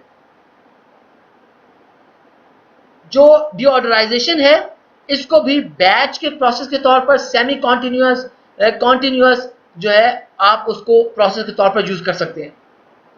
सबसे ज़्यादा जो सेटअप्स हैं, इंपॉर्टेंट यूज़ हैं, वो सेमी कॉन्टिन्यूअस या कॉन्टिन्यूअस जो सेटअप्स हैं डीऑडराइजेशन के, वो सबसे मोस्ट वाइडली यूज़ किए जाते हैं। जिसके मुकाबले में जो बैच प्रोसेसेस हैं वो भी नॉर्मली जो है आप क्या करते हैं कि जो आपकी छोटी या पुरानी जो फैसिलिटीज़ हैं उनके अंदर इनको यूज़ किया जाता है। इसके अलावा हमारे पास एक थिन फिल्म डीऑडराइजेशन प्रोसेस भी मौजूद है जो कि एक कॉन्टिन्यूअस प्रोसेस है जो कि हमें बड़ी अच्छी ऑयल की यील्ड देता है। इस प्रोसेस के अंदर जो थिन फिल्म डीऑडराइजेशन प्रोसेस है इसके अंदर बेसिकली आप क्या करते हैं कि आप जो है एक high surface area of oil create करते हैं, एक थिन फिल्म क्रिएट करते हैं, हाई सरफेस एरिया ऑयल का जो है क्रिएट करते हैं, जिसकी वजह से आपको जो टेम्परेचर है वो रिड्यूस टेम्परेचर चाहिए होगा, एनर्जी की कॉस्ट पर बच जाएंगी। उसके अलावा आपके पास जो टाइम जो है इम्प्योरिटीज़ को रिमूव करने के लिए चाहिए वो भी आपको कम चाहिए होगा। लेकिन जो डीऑडराइजेशन का स्टेप है उसके अंदर हमारे पास जो कंडीशंस हैं, जैसे आपने देखा कि टेम्परेचर है, हमारे पास एक कोई और फर्दर किस्म के एडिशंस हैं, वो बड़ा आपके पास हार्श कंडीशंस हैं, जिसकी वजह से कोई फर्दर हमारे पास जो है एडिशनल रिएक्शन भी हो जाते हैं।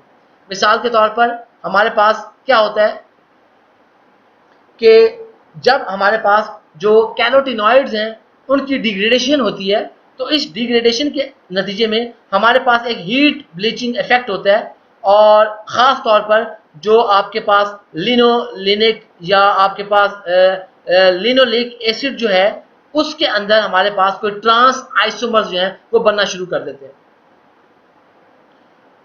ये जो ट्रांस आइसोमर्स बनने का प्रोसेस है ये बेसिकली हमारे पास डीऑडराइजेशन के दरमियान में शुरू हो जाता है, and it depends on the reaction time and temperature.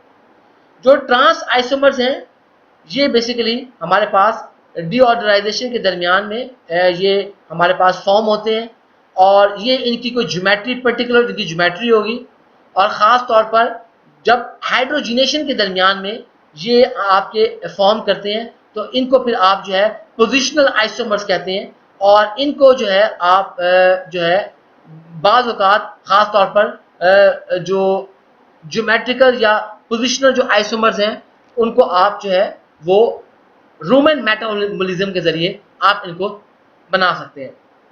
जो डीऑडराइजेशन है डिओडराइजेशन की वजह से हमारे पास जो पॉलीमराइजेशन है उसकी हाइड्रोलिसिस भी हो जाती है, और ये बेसिकली इसकी वजह से आपके पास जो हमने डिओडराइजेशन करनी है उसके लिए कंडीशंस को सिलेक्ट करने के लिए बड़ा सोच विचार की जाती है कि आप किस तरीके से अपना एक बैलेंस जो है वो कायम रख सकें। खास तौर पर जो है आपके पास ऑयल टाइप को, डिओडराइजर के डिजाइन को, उसके अलावा जो रिफाइनिंग प्रोसेस आपने यूज किया है, फिजिकल है या केमिकल है, इन सारों को खास तौर पर आप इस पर नजर रखते हैं। अच्छा, ऐसे ऑयल जिनको आप फिजिकली आपने रिफाइन किया हो, ऐसे ऑयल्स को बेसिकली आप जो है आपको इनको जब आपने डिओडराइज करना है उनके लिए आपको ज्यादा हार्श कंडीशंस चाहिए होंगी as compared to the chemically refined oil. This was the refining of the crude oil obtained after extraction of oil from oil seeds or fruits। इसके अंदर हमने देखा किस तरीके से डिटेल से हमने जो हमारा रिफाइनिंग का प्रोसेस है उसको हमने डिटेल से पढ़ा। इसके बाद कुछ और हमारे पास फर्दर हमारे पास प्रोसेसेस हैं, सॉलिड लिक्विड एक्सट्रैक्शन हमारे पास सिस्टम्स हैं, उनके बारे में हम अभी हम बात करते हैं कि वो हमारे पास जो सॉलिड लिक्विड एक्सट्रैक्शन सिस्टम है वो हमारे पास किस किस्म के सिस्टम्स होते हैं। अच्छा, ये हमारे पास जो सॉलिड लिक्विड एक्सट्रैक्शन सिस्टम्स हैं, ये कौन कौन से इक्विपमेंट्स हैं इंडस्ट्री के अंदर जो यूज़ किए जाते हैं सॉलिड लिक्विड एक्सट्रैक्शन के अंदर। ये शायद मोर लाइकली इंजीनियरिंग एप्लीकेशन इसकी ज़्यादा हैं, तो आप लोगों को सिर्फ बताने का मकसद इंट्रोड्यूस करना है ताकि आप लोगों को पता होना चाहिए। जनरल डिटेल इसीलिए इसकी हम बहुत ज़्यादा नहीं करेंगे, लेकिन आप लोगों को ये पता हो ताकि आप जिस प्रोसेस को अगर डील कर रहे हो तो आप उस प्रोसेस के बारे में थोड़ा बेहतर जान सकें। तो जो हमारे इंडस्ट्रियल स्केल जो सॉलिड लिक्विड एक्सट्रैक्शन जो प्रोसेस होते हैं, स्पेशली जो फूड इंडस्ट्री के अंदर यूज़ किए जाते हैं, नॉर्मली वो कॉन्टीन्यूस होती हैं या क्वाजी कॉन्टीन्यूस होते हैं। क्वाजी कॉन्टीन्यूस का मतलब क्या है कि बेसिकली वो लगता है ऐसे हैं कि वो कॉन्टीन्यूस होंगे लेकिन वो शायद थोड़े बहुत कॉन्टीन्यूस ना हो, इसीलिए उसके लिए एक टर्म यूज़ की जाती है कि क्वाजी कॉन्टीन्यूस। जो बैच एक्सट्रैक्शन है बेसिकली ख़ास तौर पर प्लांट्स में से जब पिगमेंट्स को एक्सट्रैक्ट किया जाता है या ऑयल सीड्स में से जो प्रोटीन है उसको आइसोलेट किया जाता है, या ख़ास तौर पर जो हम यीस्ट जो एक्सट्रैक्ट्स हैं उनको हासिल करते हैं, तो आपके पास बेसिकली जो है उस जो ख़ास तौर पर जो है उस प्रोसेस के अंदर हमारे पास बैच एक्सट्रैक्शन जो है वो यूज़ की जाती है। इसके अलावा जो मीट है, मीट हमारे पास क्या था कि जो सीड के पास आपके पास से अंदर से जो जो वो ऑयल रिच कंपोनेंट है जिसको हम मीट कह रहे हैं, उसको भी आप बेसिकली जो उसकी जो उसको प्रोड्यूस करने का भी जो तरीक़ेकार है उसके अंदर भी हमें कोई जो बैच एक्सट्रैक्शन प्रोसेसेस हमें यूज़ करने पड़ेंगे। अच्छा, जो हमारे पास बैच एक्सट्रैक्शन सिस्टम है उसके अंदर हमारे पास एक मिक्सिंग वैसल होगा, उसके अलावा उसके अंदर जो सॉलिड्स हैं उन सॉलिड्स को आप सॉल्वेंट के ज़रिए मिक्स करेंगे, और जब आप सॉल्वेंट के ज़रिए मिक्स कर लेंगे तो फिर आप किसी सॉलिड लिक्विड सेपरेशन डिवाइस की मदद से आप जो है उसकी सेपरेशन कर देंगे। डिकेंटर्स जो सेंट्रीफ्यूजेस हैं इनको आप जो है बड़े एडवांटेजसली इनको सेपरेटर्स के तौर पर आप इनको यूज़ करते हैं। जो कॉन्टीन्यूस मल्टी स्टेज एक्सट्रैक्शन है इसके अंदर हमारे पास जो मेजर प्रॉब्लम है वो ये है कि आपके किस तरीके से आप अपने सॉलिड्स को एक स्टेज से दूसरी स्टेज तक कॉन्टीन्यूसली आप उसको भेज सकते हैं। ख़ास तौर पर उस वक्त जब आपका प्रोसेस अंडर प्रेशर हो तो आपको कॉन्टीन्यूसली सॉलिड्स को एक स्टेज से दूसरे स्टेज तक भेजना बड़ा मुश्किल है। जो हमारे पास सॉलिड लिक्विड एक्सट्रैक्शन सिस्टम्स हमारे यूज़ किए जाते हैं उसके अंदर बेसिकली आप जो है नॉर्मली हम लोग क्या करते हैं कि किस तरीके से वो जो सॉलिड्स हैं उनको आप एक स्टेज से दूसरी स्टेज भेज रहे हैं, तो ये जो डिफरेंस है उस डिफरेंस की बेस पर हमारे पास जो सॉलिड जो लिक्विड एक्सट्रैक्शन सिस्टम्स हैं वो डिफर कर रहे होते हैं। जो मोस्ट इंपॉर्टेंट हमारे पास इंडस्ट्री के अंदर, फूड प्रोसेसिंग के अंदर जो solid liquid extraction system use किए जा रहे हैं, उसके अंदर fixed bed extractors, belt extractors, carousel extractors, auger extractors, basket extractors हैं वो शामिल हैं। अच्छा जी, फिक्स्ड बेड एक्सट्रैक्टर्स क्या हैं? कि फिक्स्ड बेड एक्सट्रैक्टर्स के अंदर बेसिकली जो सॉलिड बेड है वो आपका स्टेशनरी होता है, और उसके अंदर हम नॉर्मली क्या करते हैं कि काउंटर करंट इफेक्ट जो है उसको आप जो है बेसिकली आप पोजीशन चेंज करके आप काउंटर करंट जो इफेक्ट है उसको अचीव करते हैं अगेंस्ट द फ्रेश सॉल्वेंट। जो फिक्स्ड बेड एक्सट्रैक्टर है बेसिकली ये आपके पास एक quasi continuous counter current high pressure process है, जो कि स्पेशली एक्सट्रैक्शन ऑफ कॉफी के अंदर इसको इस्तेमाल किया जाता है। इस प्रोसेस के अंदर बेसिकली हम क्या करते हैं कि आपके पास जो है एक एक्सट्रैक्शन कॉलम्स या परकुलेटर्स, परकुलेटर से मुराद है कि जिसमें से आपके पास कोई चीज जो है वो फिल्टर हो के आ रही हो, तो उनको परकुलेटर्स कह रहे हैं। तो उसके अंदर एक सिस्टम लगा हुआ है कि आपके पास नॉर्मली वो 6 आपके पास मौजूद होंगे। जरा देखिए कि किस तरीके से आपके पास ये सिस्टम अगर मौजूद है कि आपके पास 1 2 3 4 5 6 मौजूद है। तो बेसिकली आप क्या करते हैं, आप एक इसमें से जब प्रोसेस आप शुरू करते हैं तो आप 1 2 3 4 5 किया, एक को आपने जो है वो छोड़ दिया, रिमूव कर दिया। फिर उसके बाद आप क्या करते हैं कि अब जब आपने प्रोसेस शुरू कर लिया तो अब आप एक वाले को छोड़ देंगे और जो पहले आपका फ्री था उसको कनेक्ट कर देंगे। इस तरीके से आप बार बार अगली स्टेज में जब आप जाएंगे तो अब आपने 2 को फ्री कर देना और 3 से आगे आप दोबारा 1 को कनेक्ट कर देंगे। तो इस तरीके से आप बार बार एक को फ्री छोड़ देते हैं और बाकियों को कनेक्ट कर लेते हैं। इस तरीके से आप इसको चलाते हैं। तो बेसिकली है हमारे पास क्या कि आपके पास शुरू के अंदर जो परकुलेटर्स हैं, ये सारे के सारे परकुलेटर्स हैं, ये कि ये फ्रेश रोस्टेड हमारे पास जो ग्राउंड कॉफ़ी है उसके अंदर से आप इनको फिल किया हुआ है। अच्छा, जो परकुलेटर नंबर 6 है ये फ्रेश कॉफ़ी से फिल हुआ हुआ है लेकिन स्टैंड बाय है। अब हम जो बहुत ज़्यादा गर्म पानी है, जो कि वेरी हॉट वाटर आपके पास है, उसको आप जो है तकरीबन 150 डिग्री सी अमाउंट में वो उसको आप पहले परकुलेटर में नंबर 1 के अंदर आप इसको ऐड करते हैं। ये जब नंबर 1 के अंदर ऐड करते हैं हॉट वाटर, बेसिकली ये क्या करता है, ये बेड ऑफ कॉफ़ी में से पास करता है। उस कॉफ़ी के बेड में से ये आपके जो सॉल्युबल सब्सटेंसेस हैं उनको एक्सट्रैक्ट कर लेगा। सारे के सारा ये जो बैटरी है 6 कंपोनेंट्स की, इसको आपने बेसिकली मेंटेन किया हुआ है अंडर हाई प्रेशर, और जो आपके पास जो है हाई टेम्परेचर जो है उसको मेंटेन रखते हुए आप ये सारी एक्सट्रैक्शन करते हैं। अब जब आपके पास जो परकुलेटर नंबर 1 है इसमें से जो एक्सट्रैक्शन होगी, मिसाल के तौर पर देखें आपने 150 डिग्री सी जो हॉट वाटर आपने परकुलेटर नंबर 1 में ऐड किया है, उसके बाद जो कॉफ़ी एक्सट्रैक्ट्स है वो अब आपके परकुलेटर नंबर 2 में आ गए। अब वो वहाँ से वो जो एक्सट्रैक्ट आपके पास आया है 2 में वो फर्दर एक्सट्रैक्शन करेंगी और वो फिर आगे आपके पास परकुलेटर नंबर 3 में चला जाएगा। इस तरह से आपके पास ये जो सीक्वेंस बनता है तकरीबन आपके पास जो 1 2 3 4 5 ये 1 2 3 4 5 ये आपके पास एक जो सीक्वेंस है ये कायम हो जाएगा। इस सीक्वेंस के साथ साथ हमारे पास क्या होगा कि जो सबसे कंसंट्रेटेड आपको एक्सट्रैक्ट मिलेगा, बेसिकली पावरफुल मोस्ट जो आपने कॉफ़ी में से जो सॉल्युबल्स हैं उनको एक्सट्रैक्ट कर लिया है, वो आपको परकुलेटर नंबर 5 से जो आपके पावरफुल को कंपोनेंट आपको मिलेगा वो आपको यहां से मिल जाएगा। अच्छा, अब बेसिकली आपके पास जो कॉफ़ी नंबर बेसिकली हमारे पास जो आपने 1 के अंदर जो जिसको आपने प्योर वाटर से आपने एक्सट्रैक्ट किया था उसके अंदर हमारे पास लोएस्ट कंसंट्रेशन होगी एक्सट्रैक्टेबल कंपोनेंट्स की।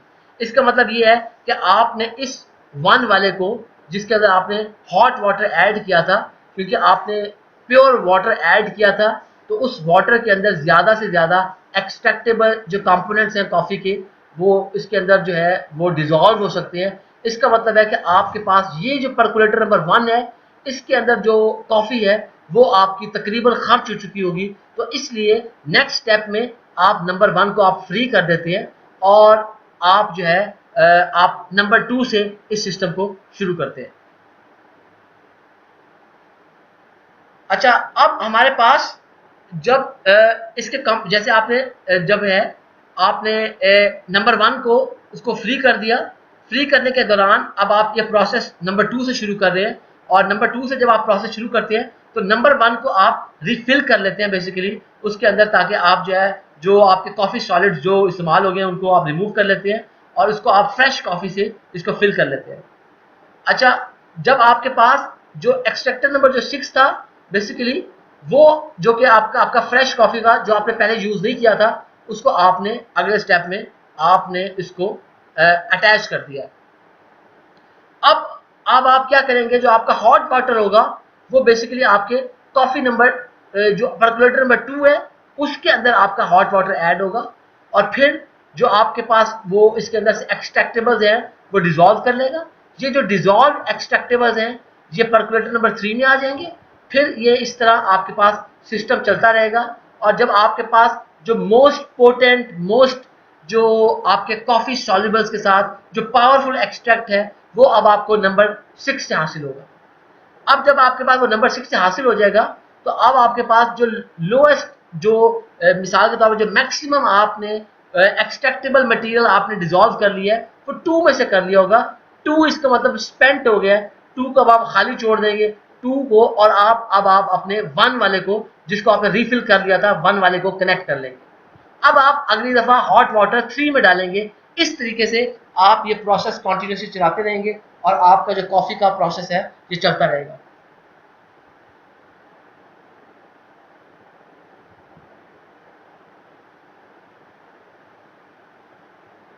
अच्छा जी, जो नेक्स्ट हमारे पास एक्सट्रैक्टर है बेसिकली वो बेल्ट एक्सट्रैक्टर है। बेल्ट एक्सट्रैक्टर के अंदर आप क्या करते हैं कि हमारे पास जो एडिबल ऑयल जो बेसिकली ऑयल सीड्स में से आप एक्सट्रैक्ट कर रहे हैं या ख़ास तौर पर बाज़ औक़ात शुगर केन में से आप शुगर को भी एक्सट्रैक्ट कराने के लिए जो बेल्ट एक्सट्रैक्टर्स हैं इनको बहुत ज़्यादा यूज़ किया जाता है। जो मटेरियल है आप जिस मटेरियल में से आपने कोई चीज़ एक्सट्रैक्ट करनी है उस मटेरियल को आप जो है किसी फीडिंग हॉपर के ज़रिए आप कॉन्टीन्यूसली जो है उसको आप फेड करते रहते हैं और वो आपके पास एक थिक मैट की फॉर्म जो है एक परफोरेटेड बेल्ट के ऊपर एक थिक मैट की फॉर्म वो जो है फॉर्म दे देता है। मिसाल के तौर पर किस तरीके से देखिए कि आपके पास जो एक फीडिंग हॉपर मौजूद है, ये जो फीडिंग हॉपर है आपको एक मखसूस फ्लो रेट के साथ आपको सॉलिड जिसमें से आपने कोई चीज़ एक्सट्रैक्ट करनी है, खासतौर पर जैसे हम ये ऑयल्स वगैरह की बात करें तो ऑयल सीड्स वगैरह आपके पास मौजूद हैं, वो प्री ट्रीटमेंट के बाद वो आपके पास ये बेड मेंटेन रहेगा और उसके बाद जो आपके पास हमारे पास यहाँ पर जो सॉल्वेंट है उस सॉल्वेंट को आप काउंटर करंटली देखिए आपके पास ये सॉलिड्स जो है इस तरह फ्लो कर रहे हैं, जो आपका सॉल्वेंट है वो इस तरीके से फ्लो कर रहा है, तो काउंटर करंटली आपके पास जो सॉलिड्स हैं वो सॉल्वेंट जो है उसको ऐड किया जाएगा। जो आपके पास सॉल्वेंट जो आपने सॉल्वेंट काउंटर करंटली आपने ऐड किया है इस सॉल्वेंट को आपके पास यहाँ से वो बेसिकली इस बेड में से उसकी भी पर्कुलेशन होगी। वो पर्कुलेशन करने के बाद आपके जो सीड्स हैं उनमें से ऑयल को एक्सट्रैक्ट आपके पास जो है वो कर लेगा और उसके बाद आपके पास वो जो सॉल्वेंट है वो सॉल्वेंट आपके पास अगेन वो देखें वो जो सॉल्वेंट है वो सॉल्वेंट आपके पास यहाँ पर आपके पास आ जाएगा और इस सॉल्वेंट को फिर आप पंप के ज़रिए आप अगले पिछले जो आपके पास यूनिट है उसके अंदर आप फेड कर लेंगे। फिर जब आपके पास वो यहाँ से ऑयल आ जाएगा तो अगेन उसके अंदर आपके पास क्या होगा कि आपके पास वो यहाँ से ऑयल निकलेगा, जो है वो ऑयल और सॉल्वेंट एक्सट्रैक्ट होके वो आपके पास बैक होता रहेगा। इस तरह ये सिस्टम चलता रहेगा और आपके पास जो मिसेला टैंक के अंदर आपके पास बेसिकली जो ऑयल और सॉल्वेंट मौजूद है जो कि फर्स्ट स्टेज में यहाँ से आपके पास वो हासिल हो जाएगा, जबकि आपके पास जो मार्क है वो मार्क आपके पास यहाँ से कलेक्ट होता जाएगा। ये जो हमारे पास प्रोसेस है, इस प्रोसेस के अंदर बेसिकली हमारे पास जो खास तौर पर जो एक्सट्रैक्ट्स हैं, आप एक्सट्रैक्ट्स को जब एक सेक्शन से दूसरे सेक्शन में वो जाते हैं, आप उनको रीहीट कर लेते हैं हीट एक्सचेंजर्स की मदद से, और इसके अंदर आपके पास जो है जब आप वॉलेटाइल सॉल्वेंट्स आप यूज़ कर रहे होते हैं, तो वॉलेटाइल सॉल्वेंट्स के लिए आप इस सारे सिस्टम्स को एक एयर टाइट जो है एनक्लोजर के अंदर आप इसको क्लोज रखते हैं, और जिसकी वजह से आप जो है कोई नेगेटिव आपको प्रेशर मेंटेन रखना पड़ेगा ताकि जो आपके सॉल्वेंट वेपर्स हैं वो लीक ना कर सकें। नॉर्मली ये जो हमारे पास बेल्ट एक्सट्रैक्टर्स हैं, इनकी बड़ी अच्छी कैपेसिटी होती है, और 2000 से 3000 टन पर डे जो आपके पास है सॉल्वेंट एक्सट्रैक्शन, अगर आपके पास फ्लेक्ड सोयाबीन्स हो तो आप उसकी आप हासिल कर सकते हैं। ये जो कैरोजल एक्सट्रैक्टर्स हैं, जैसे अगर आपने कभी कभार जो है जहाज पर सफ़र किया हो, तो आप जब देख सकते हैं कि एयरपोर्ट्स के ऊपर आपके पास बेल्ट कन्वेयर्स लगी होती हैं, जहाँ पर आपके पास सामान आ रहा होता है और आप जो है अपना सामान उठा रहे होते हैं। तो बेसिकली जो कैरोजल एक्सट्रैक्टर्स इसी किस्म की शेप में आया आपके पास मौजूद होते हैं। ये ऑयल सीड्स में से एक्सट्रैक्ट ऑयल करने के लिए इसको बड़ा कॉमनली इनको यूज़ किया जाता है। तो ये आपके पास एक वर्टिकल सिलेंडर है, जिसके अंदर बेसिकली आपके पास एक कंसेंट्रिक एक रोटर है, वो मूव की जा रही है। जो रोटर है उसको आपने मुख्तलिफ किस्म के सेगमेंट्स हैं, उसके अंदर आपके पास वो रोटर डिवाइड की गई है। जो आपके सेगमेंट्स हैं, उन सेगमेंट्स के अंदर वो सॉलिड मौजूद है जिसको आपने एक्सट्रैक्ट करना होता है। जो हमारे पास लिक्विड एक्सट्रैक्टेंट है, जो सॉल्वेंट है, बेसिकली उसको आप टॉप से आप उसको एंटर करते हैं और वो आपके सॉलिड बेड में से परकुलेट करता है। जो एक्सट्रैक्ट है वो आपके जो बॉटम है उससे वो जो है आपका एग्जिट होकर उसके बाद वो चैम्बर्स के अंदर कलेक्ट हो जाता है, और चैम्बर्स के अंदर जब कलेक्ट हो जाता है तो उसको बाद में आप फिर नेक्स्ट सॉलिड बेड की तरफ पंप कर देते हैं।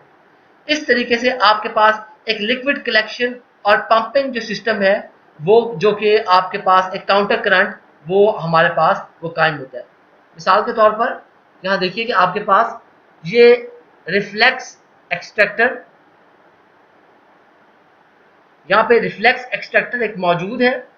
इस रिफ्लेक्स एक्सट्रैक्टर के अंदर हमारे पास जो आपके सॉलिड्स की बेड मौजूद है, यहाँ पे आपने सॉल्वेंट टॉप से एंटर किया, उसके बाद आपके पास ये जो सॉल्वेंट है ये हर स्टेज से अलग अलग रिमूव होता हुआ आपके पास आप उसको रिसाइकल करते रहते हैं, और इस तरीके से आपका ये जो प्रोसेस है ये कॉन्टिन्यूस होता रहता है। ऑर्गन एक्सट्रैक्टर्स के अंदर हमारे पास बेसिकली क्या होता है कि जो सॉलिड्स हैं, इन सॉलिड्स को आप ख़ास तौर पर एक वर्टिकली आप एक लार्ज स्क्रू कन्वेयर्स की मदद से आप इसको जो है कन्वे करते हैं, और ये भी एक सिलेंड्रिकल एनक्लोजर है जिसके अंदर आपके पास ये एक्सट्रैक्टर मौजूद होगा। इसके अंदर जो है हमारे पास जो आप सॉल्वेंट यूज़ करेंगे वो सॉल्वेंट बेसिकली ऊपर से वो नीचे की तरफ गिर रहा होगा। बाज़ औक़ात ऑगर एक्सट्रैक्टर्स आपका इंक्लाइंड कोई एंगल भी बनाकर वो मौजूद होते हैं। जो ऑगर एक्सट्रैक्टर हमारे पास उसकी डिफरेंट किस्म की फॉर्म्स हमारे पास अवेलेबल हैं, तो उनको आप डिफ्यूज़र्स के नाम से भी आप उनको जानते हैं। ये ऑगर एक्सट्रैक्टर जो है, जो बीट शुगर है उसकी एक्सट्रैक्शन के लिए तो आप क्या करते हैं कि जो चुकंदर है, बीट है, उसको जो चिप्स की फॉर्म में आप नॉर्मली आप क्या कहते हैं, उनके एक टर्म यूज किया कॉजेट्स कहते हैं। तो कॉजेट बेसिकली कोई थिन स्ट्रिप है कि पतली खास खास छोटी छोटी बारीक बारीक जो है कतरों में आपके जो वो स्लिटर्स हैं वो आपके जो बीट है, शुगर आपकी जो चुकंदर है उसको काट देते हैं, जिनको कॉजेट्स कह रहे हैं। तो इन कॉजेट्स को फिर आप हॉट वाटर से कांटेक्ट करवाते हैं ताकि उसमें से सोल्यूशन निकल जाए। तो ये एक उसकी फ्लो हमारे पास डायग्राम मौजूद है कि जिसके अंदर बेसिकली हमारे पास यहाँ पर एक ये काउंटर करंट कॉजेट मिक्सचर मौजूद है, जिसके अंदर आपको बाद में ये जो है यहाँ से आप फ्रेश जो कॉजेट्स हैं, वो जो कतरने हैं, जो स्लाइसिस हैं आपकी बीट की, वो आप एंटर करवा रहे हैं। स्टीम उसके बाद आपके पास यहाँ से है, जो उसके बाद यहाँ से जो हमारे पास ख़ास तौर पर इस पंप की मदद से ये जो कॉशेट जूस आपको मिला है, इस पंप की मदद से आप इसको एक्सट्रैक्शन टावर में लेके चले जाते हैं। एक्सट्रैक्शन टावर से आपके पास यहाँ पर एक स्क्रू कन्वेयर है, उस स्क्रू कन्वेयर से आप उसको फिर पल्प को जो है एक अपनी पल्प प्रेस के अंदर आप लेके आ जाते हैं, और पल्प प्रेस में से हमारे पास ये जो बेसिकली आपके पास जो वाटर एक हीटर है, जो वाटर निकलता है पल्प में से, उसको आप प्री हीट करके दोबारा आप इसको रिसाइकल कर लेते हैं। इस दौरान में हमारे पास जो है यहाँ से आप बेसिकली फ्रेश वाटर भी आप ऐड करते रहते हैं, और आपके पास इस सारे सिस्टम के अंदर से हमारे पास जो रॉ जूस है आपके पास, वो यहाँ से आपके पास इस रॉ जूस आपको यहाँ से हासिल हो जाएगा। बास्केट एक्सट्रैक्टर है, it is also another important type. इसके अंदर हमारे पास बेसिकली जो आपने सॉलिड मटेरियल जिसको एक्सट्रैक्ट करना होता है उसको आप बास्केट्स में प्लेस कर देते हैं, और इन बास्केट्स के बॉटम परफोरेटेड होंगी, सुराखदार मसामदार होंगी। फिर इन बास्केट्स को आप वर्टिकली या हॉरिजॉन्टली आप मूव करवाते हैं। अगर ये आपके पास जो बास्केट्स वर्टिकली अगर एक्सट्रैक्टर के तौर पर मूव कर रही हो, तो आप इनको जो है नॉर्मली आप जो है बकेट एलिवेटर एक्सट्रैक्टर्स के तौर पर इनको जानते हैं, और आपके पास जो सॉल्वेंट है वो ग्रेविटी की वजह से डाउनवर्ड्स मूव करेगा और आप उसको बॉटम पर उसको कलेक्ट कर लेंगे। जो वर्टिकल बास्केट एक्सट्रैक्टर्स हैं ये लार्ज स्केल जो है आपके पास कॉन्टिन्यूस सॉलिड लिक्विड एक्सट्रैक्टर्स के अंदर बहुत ज़्यादा वाइडली यूज किए जाते हैं। थैंक यू वेरी मच बेटा। This was the lecture number 9, food process engineering. बेटा this lecture is available on your ocw.kfueit.edu.pk। इसके अलावा ये लेक्चर आपका लिंक जो है यूट्यूब चैनल और LMS पर भी अवेलेबल है। नोट्स आप लोगों के पास ऑलरेडी मौजूद है। Please watch this video, go through the notes, and if you have any questions either right me email, और जो है आप मुझे व्हाट्सएप पे टेक्स्ट मैसेज भी कर सकते हैं। उसके अलावा लाइव सेशन में आप लोगों के पास मौका होता है, आप लाइव सेशन में भी मुझसे सवाल वगैरह पूछ सकते हैं। Thank you very much. इंशाल्लाह अब हमारी लाइव सेशन में मुलाकात होगी। अल्लाह हाफ़िज़।